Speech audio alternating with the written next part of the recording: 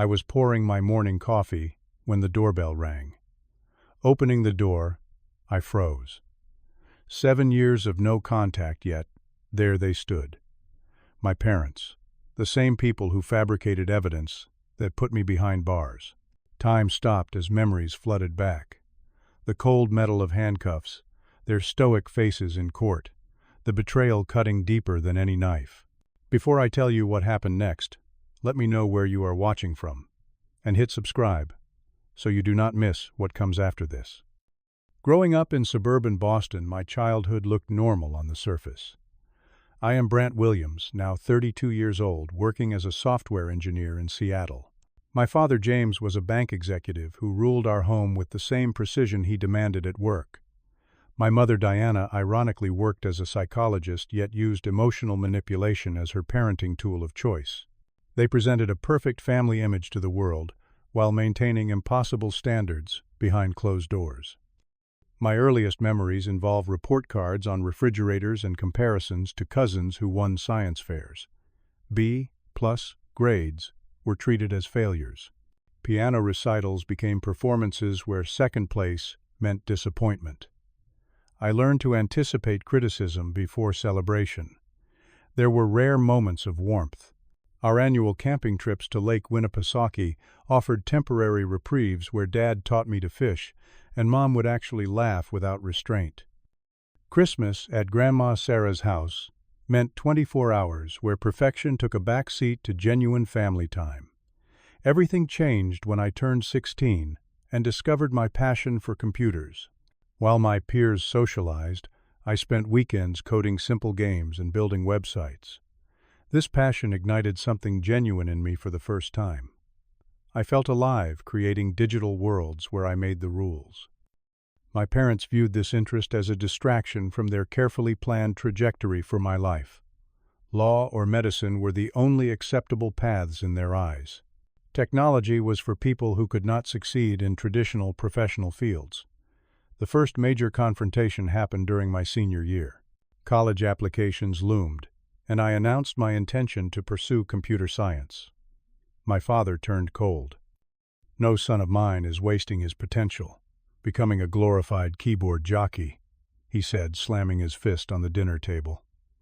My mother added her psychological assessment. "You are just trying to rebel, Brant. This is just a phase." Their disapproval solidified my resolve. I applied for scholarships behind their backs and secured enough funding to attend state university without their financial support. When acceptance letters arrived, I chose my path despite their threats to cut me off. College brought freedom and validation. I worked part-time at the campus IT department while maintaining straight A's in my computer science courses. Each semester confirmed I had made the right choice. My graduation ceremony was bittersweet. Despite graduating summa cum laude, 2 seats remained empty in the audience. My parents refused to acknowledge my achievement. After graduation, I landed a job at Tech Future, a promising startup in Seattle. The cross-country move created physical distance that matched the emotional gap between us. We maintained minimal contact through occasional holiday calls and obligatory birthday emails. My career flourished as our product gained traction. During a collaboration with the design team, I met Allison Morgan.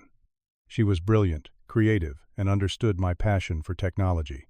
Her laughter filled spaces I never knew were empty. Her vibrant personality and artistic approach to design complemented my technical mindset perfectly. Our relationship progressed rapidly. After 8 months of dating, we moved into an apartment together overlooking Puget Sound. We talked about future plans, shared dreams, and built a life that felt authentically ours. For the first time, I understood what healthy love felt like. Despite my reservations, I arranged a dinner when my parents visited Seattle for a banking conference. The evening began with tense politeness that deteriorated when they started interrogating Allison about her family background, career prospects, and 5-year plans. They treated her like a job applicant rather than the woman I loved. 2 weeks after that disastrous dinner, my father called. His tone sounded calculating and satisfied. "We looked into your girlfriend's background," he stated without preamble. "Did you know she spent time in therapy for anxiety and depression during college?" The Morgan family has a history of mental instability. She is not suitable for a long-term relationship." I was speechless, then furious. "You investigated her.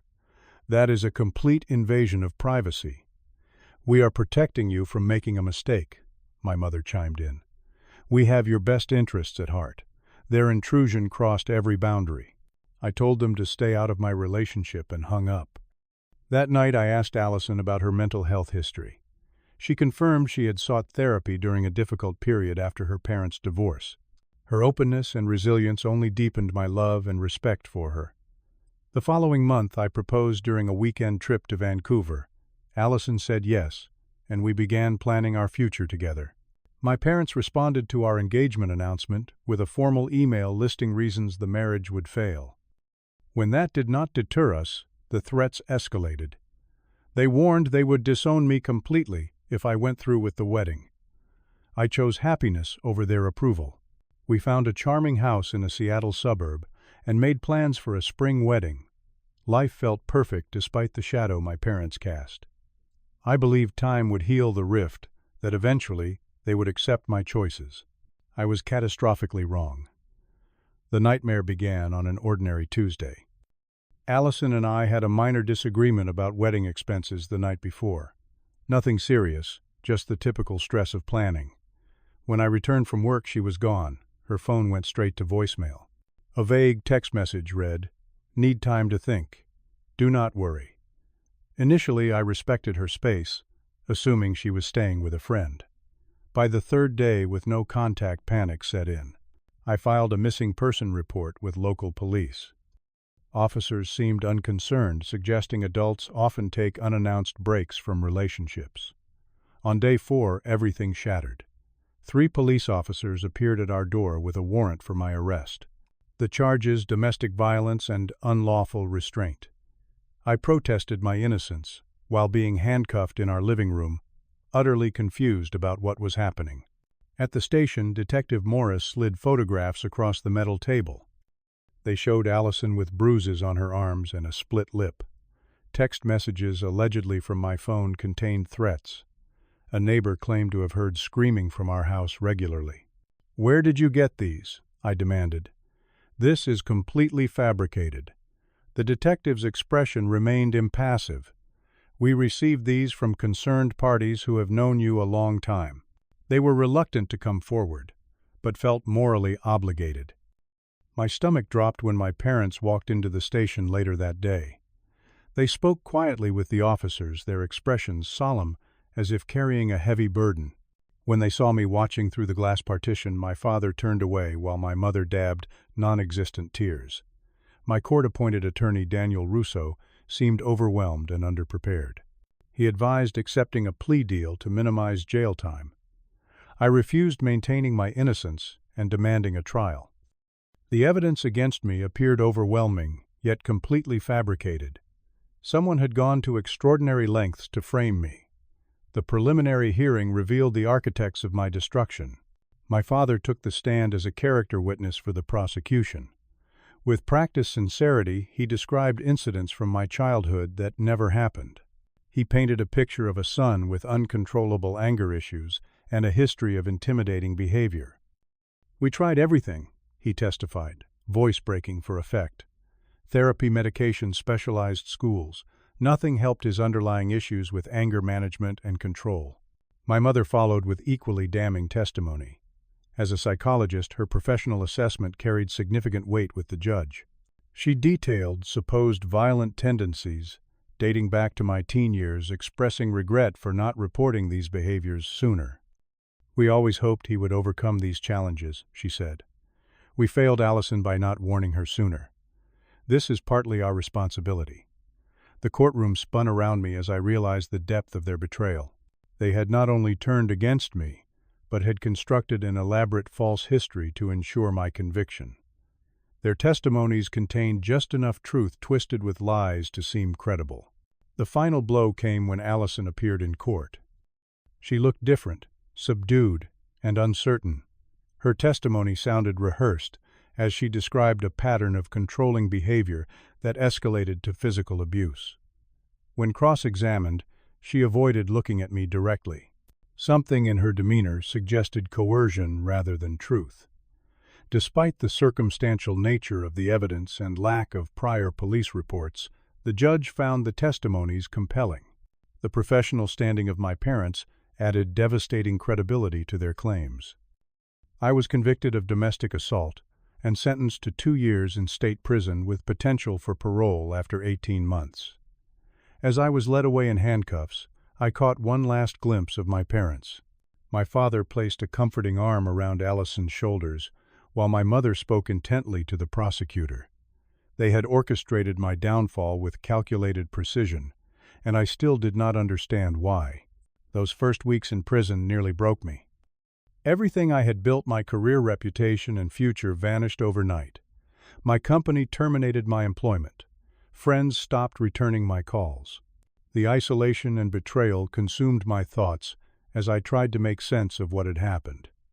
In the prison library, I met Jackson Turner, a former defense attorney serving time for tax evasion. After hearing my story, he became convinced of my innocence and offered to help review my case. "Something does not add up," Jackson said, pushing his glasses up his nose. "Your parents' testimonies seem too perfect, too aligned with the prosecution's needs, and your fiancée's behavior suggests external pressure." With Jackson's guidance, I contacted Thomas Chen, a college friend who now worked in digital security. Through carefully worded letters avoiding prison mail screening, I asked Thomas to investigate the circumstances surrounding my conviction. Months passed with little progress. Then, during a visit, Thomas slipped me a note. "Financial transactions between your father and Allison. Email correspondence before your arrest. Working on getting copies." This revelation sparked the first real hope I had felt since my conviction. Jackson helped me prepare a petition for appeal based on new evidence and potential witness tampering. The process moved slowly through the legal system while I focused on surviving day-to-day in prison. 6 months into my sentence, Thomas delivered the smoking gun. Bank records showed multiple transfers from my father to Allison, beginning 3 weeks before my arrest. More damning were recovered emails discussing the plan and assurances that Allison would be taken care of if she cooperated. The most incriminating evidence came from Allison's personal email account. Messages between her and my mother revealed a systematic campaign to pressure her. They had leveraged her history of anxiety and financial insecurity, threatening to ruin her career in design if she did not help them save Brant from himself. Jackson helped file an emergency motion for a new trial based on this evidence.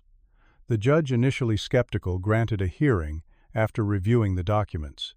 The prosecutor, facing potential ethics violations for not verifying witness credibility, suddenly became cooperative. The new hearing exposed the entire conspiracy. Text messages, allegedly sent from my phone, were proven forgeries. The neighbor who testified about disturbances was revealed to be a former client of my mother's therapy practice. Most significantly, Allison recanted her testimony, admitting to fabricating abuse claims under pressure from my parents. "They convinced me they were protecting Brant," she testified, voice shaking. "Diana said he had undiagnosed mental health issues that would eventually destroy both of us. They said this intervention would force him to get help. They promised no real jail time, just mandatory treatment." After 18 months behind bars, I walked out of prison completely exonerated. The judge issued a formal apology, and the prosecutor faced disciplinary action for failing to properly investigate the case. My parents faced potential charges for witness tampering and perjury, though they eventually reached a plea agreement, resulting in probation and significant fines. Freedom should have felt triumphant. Instead, it felt hollow. My apartment had been rented to someone else. My possessions were in storage paid for by Thomas. My career had an 18-month gap and a publicly reported arrest that would show up on background checks. And the betrayal by my own parents left psychological wounds deeper than any prison sentence. I decided to make a complete break. I cut all contact with my parents, changed my phone number, and moved to Portland. The fresh start meant rebuilding from scratch, but anything was better than remaining connected to people capable of such calculated cruelty. Finding employment proved challenging with my complicated background. I applied to dozens of tech companies, each requiring explanation of the employment gap and criminal record, despite the exoneration. Rejections accumulated until I met Maria Alvarez at a tech meetup. Maria had founded DataSphere, a data analytics startup. After hearing my story and reviewing my previous work, she offered me a 3-month contract position. "Everyone deserves a second chance," she said, "especially someone who never should have lost their first one." That contract became full-time employment, as my skills proved valuable to the growing company. Within 2 years, I was leading the development team. My career gradually rebuilt, though the shadow of what happened lingered in background checks and online searches of my name. Rebuilding my personal life proved more difficult. Trust did not come easily after such profound betrayal. I began therapy with Dr. Raymond, specializing in trauma recovery. Weekly sessions helped process the anger that threatened to consume me. "What your parents did was unconscionable," Dr. Raymond said during one session. "But holding on to that rage primarily hurts you, not them." Slowly, I created new connections. I joined a support group for individuals with toxic family relationships. There I met Kevin and Lauren, who became close friends. We celebrated holidays together, creating new traditions to replace those tainted by the past. They became the family I chose, rather than the one I was born into. 5 years passed. I purchased a house in a quiet Portland neighborhood. DataSphere grew into a successful company, and I became a partner. My life found stability and purpose. The legal records of my wrongful conviction were sealed, though the emotional scars remained. I had no contact with my parents, and planned to keep it that way permanently. Then came that morning when the doorbell rang. Standing in my doorway were 2 people who looked older and smaller than I remembered. My father had lost weight, his skin holding a yellowish tint. My mother's hair had turned completely gray. They stood uncertainly, clearly surprised I had actually opened the door. "Brant," my father said, his voice weaker than I recalled, "may we come in, just for a few minutes?" Every instinct screamed to slam the door. Instead, I stepped aside, wordlessly. They entered my living room, taking in the evidence of the life I had built without them. "Why are you here?" I asked, remaining standing while they perched uncomfortably on my sofa. My father cleared his throat. "I have stage 4 pancreatic cancer. The doctors give me 3 months, maybe less." "I could not. I needed to see you before," my mother continued when he faltered. "We know we have no right to ask anything of you. What we did was unforgivable. But James needed to see you to try to explain before it is too late." For years I had imagined this moment, rehearsed, cutting words I would deliver if we ever crossed paths again. Now, faced with my father's mortality, those prepared speeches evaporated. "Explain what?" "How you fabricated evidence to send your own son to prison. How you destroyed my life because you did not approve of my choices." "We thought we were protecting you," my father said, his voice barely above a whisper. "We convinced ourselves Allison was manipulating you, isolating you from family. Diana had a patient once whose daughter experienced something similar. By the time they realized what was happening, the daughter had lost everything." My mother nodded. "We saw warning signs that were not there. We interpreted your independence as evidence of control. We created a narrative that justified our interference.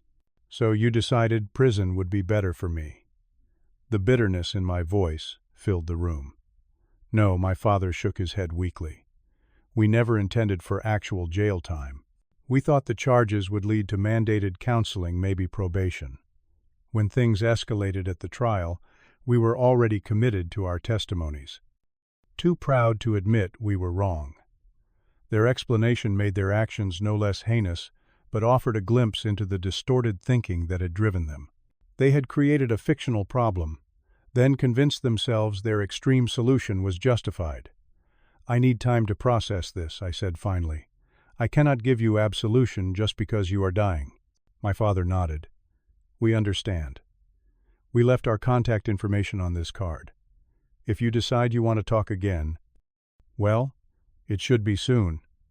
After they left, I called Dr. Raymond, then met with Kevin and Lauren for advice.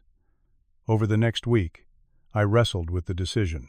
Part of me wanted to ignore their reappearance and continue my life without the complication of their presence. Another part recognized this might be the only opportunity for real closure. I arranged to meet them at a neutral coffee shop. The conversation was difficult, with years of unspoken pain surfacing. I established clear boundaries. I would allow limited contact during my father's remaining time, but on my terms. There would be no pretending we were a normal family, no glossing over what they had done. I am not doing this for you, I clarified. I am doing this for me to avoid regrets later. This does not mean I forgive what happened. Over the following weeks, we had carefully structured meetings. My father shared stories from my childhood, from his perspective, filling in contexts I had never understood. My mother remained more guarded, struggling to relinquish control of the narrative. During our final meeting before my father entered hospice care, he apologized again, more specifically this time. "I am sorry for never seeing you clearly," he said, his voice frail, "for trying to force you into a life that matched my expectations rather than your talents. For betraying the most fundamental trust between parent and child. You deserved better, and I failed you completely." He died 2 weeks later. I attended the funeral but stood apart from my mother during the service. Afterward, she approached me tentatively. "I would like to continue our conversations if you are willing," she said. "I know I cannot undo what happened, but perhaps we can build something new, something honest this time." The healing process with my mother has been slow and measured. We meet monthly for lunch, each conversation uncovering another layer of the dysfunction that defined our relationship. She has begun to recognize her controlling patterns, while I have learned to maintain firm boundaries. 7 years after being wrongfully convicted by my own parents' testimony, I have found an unexpected peace. Not through forgetting or minimizing what happened, but through refusing to let it define the rest of my life. I have learned that forgiveness is not about excusing inexcusable actions. It is about freeing yourself from being perpetually bound to them. I have rebuilt my life on my terms. My career continues to flourish. I have developed meaningful friendships and even begun dating again. The relationship with my mother remains complicated, but is now based on adult interactions rather than manipulation and control. The most important lesson from this painful journey has been learning to trust my own judgment. My parents almost destroyed me because I allowed their opinions to matter too much. Now I recognize that while families share DNA, respect must be earned through actions, not granted automatically through blood ties. If you have experienced toxic family relationships, know that you have the right to protect yourself. Setting boundaries is not selfish, it is essential.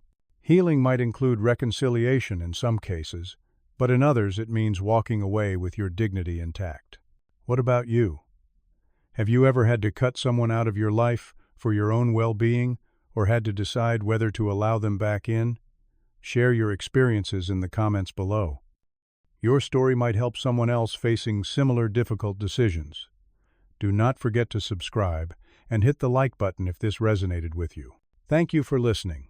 And remember, sometimes the family that matters most is the one you create for yourself.